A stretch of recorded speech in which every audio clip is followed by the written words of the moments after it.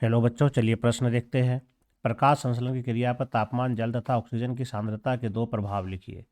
तो यहाँ पर सबसे पहले हम इससे संबंधित मुख्य अवधारणा को देखते हैं, क्योंकि हम जानते हैं कि प्रकाश संश्लेषण जो है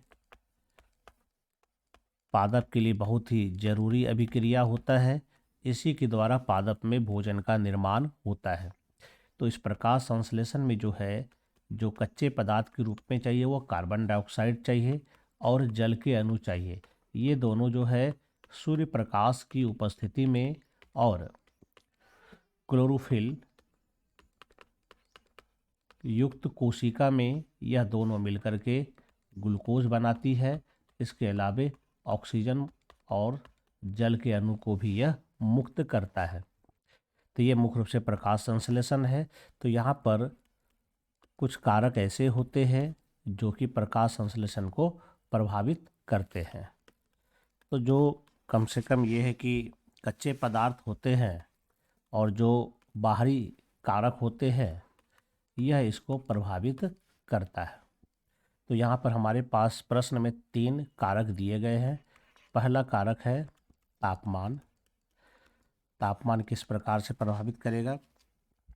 सामान्यतः क्या होता है, 20 से 35 डिग्री अगर सेंटीग्रेड ताप है तो यह प्रकाश संश्लेषण के लिए सबसे ज़्यादा उपयुक्त होते हैं। लेकिन अगर इससे कम होता है या इससे अधिक होता है तो प्रकाश संश्लेषण की दर प्रभावित होती है।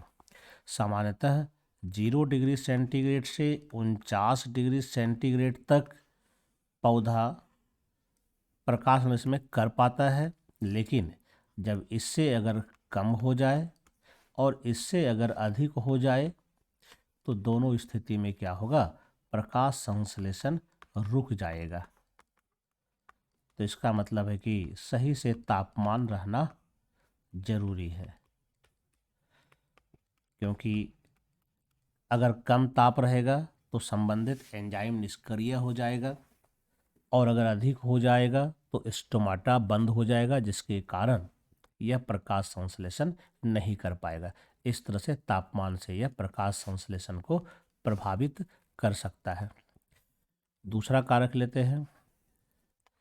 दूसरा कारक यहाँ पर है जल। क्योंकि जल एक प्रकाश संश्लेषण के लिए आवश्यक कच्चा पदार्थ होता है।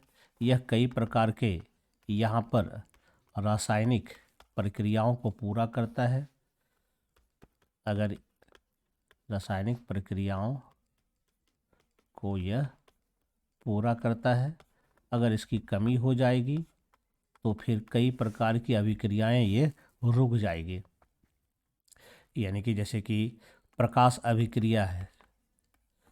प्रकाश अभिक्रिया में चूंकि जल का विखंडन होता है और वहाँ के इलेक्ट्रॉन से ही ऊर्जा का निर्माण होता है, तो प्रकाश अभिक्रिया इसके कारण प्रभावित हो जाएगी। यानी कि इसके अलावे क्योंकि इसके कारण ऑक्सीजन मुक्त होता है, तो ऑक्सीजन जो मुक्ति होती है यह भी प्रभावित हो जाएगी। तो इस तरह से जल इस प्रक्रिया को बुरी तरह से प्रभावित कर सकता है। और तीसरा हमारे पास ऑक्सीजन है। क्योंकि ऑक्सीजन का तो प्रकाश संश्लेषण में कोई उपयोग नहीं होता है, लेकिन अगर इसकी अधिकता हो जाए तो इसकी अधिकता से जो अंधकार अभिक्रिया से संबंधित एंजाइम है, खास करके रूबिस्को, वह निष्क्रिय हो जाएगा। निष्क्रिय होने का मतलब है कि यह कार्बन डाइऑक्साइड के लिए निष्क्रिय हो जाएगा या ऑक्सीजन को लेकर के जाएगा। अगर ऑक्सीजन को ले लेगा रूबिस्को तो फिर ग्लूकोज नहीं बन पाएगा, यानी कि प्रकाश संश्लेषण का उत्पाद नहीं बन पाएगा। प्रकाश संश्लेषण का जो उत्पाद होगा, जो ग्लूकोज होगा, वह नहीं बन पाएगा। यानी ऑक्सीजन होने के कारण प्रकाश श्वसन होना शुरू हो जाएगा। इस तरह से ऑक्सीजन भी इस प्रक्रिया को प्रभावित करेगा। तो यहाँ पर हम देख सकते हैं कि प्रकाश संश्लेषण को किस तरह से तापमान, जल और ऑक्सीजन की सांद्रता प्रभावित करते हैं। आशा करता हूँ आप समझ गए होंगे। धन्यवाद।